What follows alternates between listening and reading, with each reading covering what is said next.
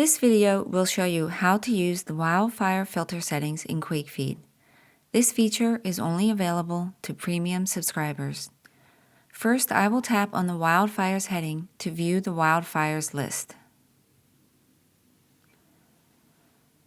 There are not very many fires right now because we have had a wet winter out west. At the height of wildfire season, however, there can be several hundred fires in this list, so it can be helpful to know how to use the wildfire filter settings. Tap the second button from the bottom left corner to view the filter settings screen. The wildfire filter options are on the bottom half of this screen. You can filter wildfires by the minimum acres burned. I will tap on minimum acres and then select 10,000 acres. This means that fires that are less than 10,000 acres will be removed from the list. You can also filter wildfires by distance from your location. I will change the filter settings back to 10 acres, but then for distance to wildfire, I will set it at 400 miles.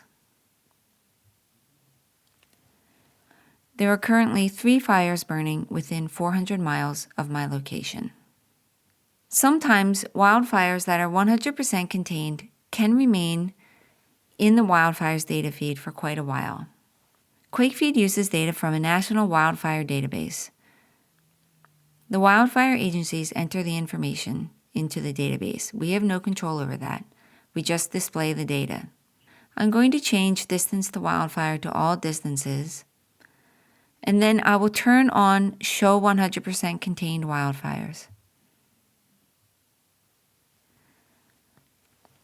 Now in the list, you will notice that there are some fires that are 100% contained.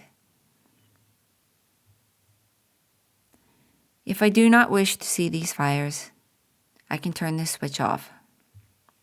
Prescribed fires are controlled fires that are set intentionally in the right kinds of weather conditions in order to reduce the wildfire hazard in an area.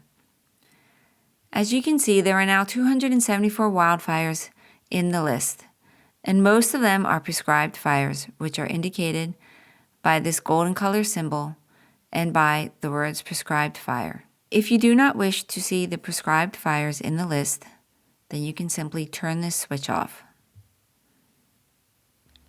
To view the details for a particular wildfire, I can tap on it in the list, and then it will open up the map view to that fire.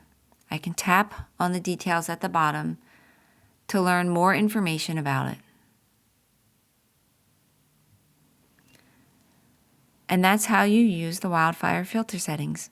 Stay safe.